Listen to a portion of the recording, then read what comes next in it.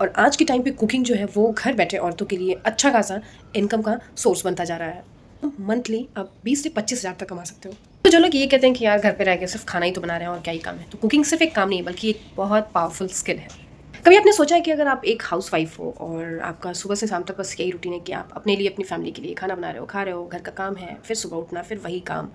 तो वैसे तो हम अपनी फैमिली को बहुत एंजॉय करते हैं, ये बहुत अच्छी बात, बट अगर आप डेली वही एक काम कर रहे हो, कभी कभार चेंज चाहिए होता है और बोरिंग फील होने लगता है। लेकिन लेकिन अगर आप उसी काम को जो आप डेली खाना बना रहे हो, अगर वही आपके अर्निंग का ज़रिया बन जाए तो आपको कैसा लगेगा?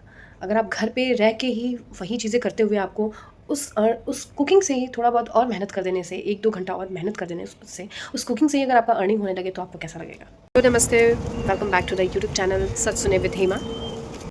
आपको क्लियर स्टेप बाय स्टेप तरीका बताती हूँ, शुरुआत से लेके अर्निंग तक का। तो सबसे पहले आप अपनी स्पेशल स्किल आइडेंटिफाई करो। पहले आप ये डिसाइड करो कि आप किस चीज़ में बेस्ट हो। I mean tiffin material foods बनाने में, स्नैक्स बनाने में, केक बनाने में, या फिर स्वीट्स बनाने में, हेल्दी फूड्स बनाने में, या फिर फास्ट फूड बनाने में, जो जिसमें आपको ज़्यादा इंटरेस्ट हो। आप उस एक चीज़ से, सबसे छोटी किसी एक चीज़ से स्टार्ट करो। जैसे कुछ हाउसवाइफ होती हैं, उनको स्नैक्स बनाने में काफ़ी इंटरेस्ट होता है क्योंकि वो पसंद भी करती हैं, या फिर कुछ आजकल नए नए फास्ट फूड आते हैं तो वो बनाना उनको बहुत अच्छा लगता है, तो आप फास्ट फूड ही किसी एक चीज़ से। सेकंड चीज़ कि आप सबसे पहले उसका कुछ नाम सोचो, कोई ब्रांड नेम सोचो और उसका नाम रखो। फिर जैसे घर का स्वाद, क्लीन किचन, अपने किचन को क्लीन रखो, बेसिक चीज़ें रखो जैसे फॉयल पेपर, बॉक्सेस, कंटेनर इन पैकिंग के लिए। और आजकल डिजिटल ज़माना है तो आप उसका ऑनलाइन प्रेजेंस बनाओ, जैसे कि इंस्टाग्राम पे पेज बनाओ, फेसबुक पे उसका छोटा पेज बनाओ, सब बना लेते हैं, बहुत इजी है। और व्हाट्सएप पे ग्रुप बनाओ, उसको डेली पोस्ट करो, कुछ ना कुछ रेसिपीज़ बना के पोस्ट करो।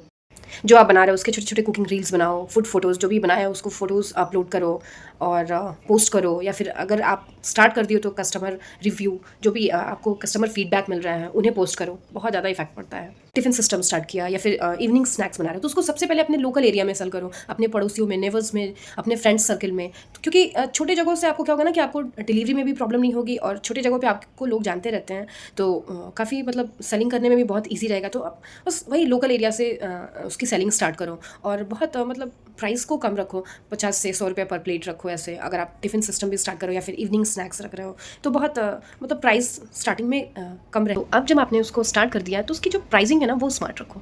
जैसे कि आप अपने जो भी कॉस्ट है उसको पहले कैलकुलेट करो, उसमें जो भी आपका रॉ मटेरियल लग रहा है, आपका टाइम लग रहा है, या फिर आपको जो भी थोड़ा बहुत उस पर प्रॉफिट लगाना है वो लगा के।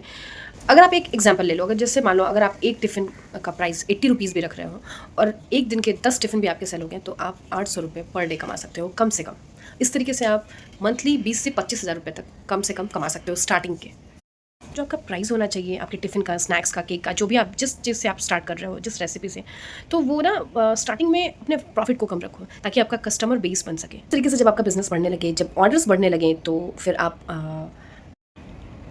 आप अपने मेन्यू को इंक्रीज़ करो। आई मीन 2-4 अपने जो डिशेज़ हैं उनको और भी बढ़ाओ अपने खाने में, या फिर बल्क में ऑर्डर लो। जैसे कि छोटे मोटे पार्टीज़ हो रहे हैं, इवेंट्स हो रहे हैं, क्योंकि आए दिन आजकल लोगों के वहाँ कुछ ना कुछ पार्टी इवेंट्स होते रहते हैं, तो ऐसे ऑर्डर्स लेना स्टार्ट करो।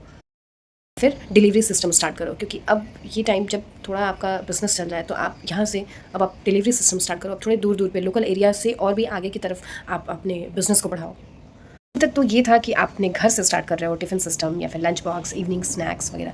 और अब आप क्या करो कि अब आप कंटेंट से अर्निंग करो, यानी कि यूट्यूब वीडियो बनाओ, इंस्टाग्राम रील्स अपलोड करो कुकिंग के छोटे छोटे, क्योंकि इस तरह आपका डबल इनकम होगा। क्योंकि फूड सेलिंग तो जो हो रही है वो होगी ही, साथ में सोशल मीडिया से आपका अर्निंग होगा। आपका चैनल धीरे धीरे ग्रो करने लगेगा तो आप ऑनलाइन क्लासेस शुरू कर सकते हो, उससे और भी एक्स्ट्रा कमा सकते हो। या फिर अपने जो भी आपके स्पेशल रेसिपीज़ हैं उनके पीडीएफ सेल कर सकते हो। यूट्यूब मोनेटाइज हो जाएगा, उससे जो आपको अर्निंग होगा वो अलग है। तो इस तरीके से आपको बहुत आपका अर्निंग होने लगेगा सिर्फ और सिर्फ एक कुकिंग से। तो कि जिस कुकिंग से आप सिर्फ अपनी फैमिली और खुद खा रहे थे, अपनी फैमिली को खिला रहे थे, वही कुकिंग आपको अर्निंग दे रही है, वो भी डबल ट्रिपल अर्निंग दे रही है। तो आपको कैसा लग रहा है? और इन सब चीज़ों को करने के लिए जो सबसे ज़रूरी है, जिससे कि आपका जो बिज़नेस है वो एक प्लेटफॉर्म पे आ सकता है, वो है कंसिस्टेंसी। रोज़ थोड़ा थोड़ा काम करो और क्वालिटी मेंटेन करो। तो कुकिंग सिर्फ एक काम नहीं बल्कि एक पावरफुल बिजनेस स्किल है।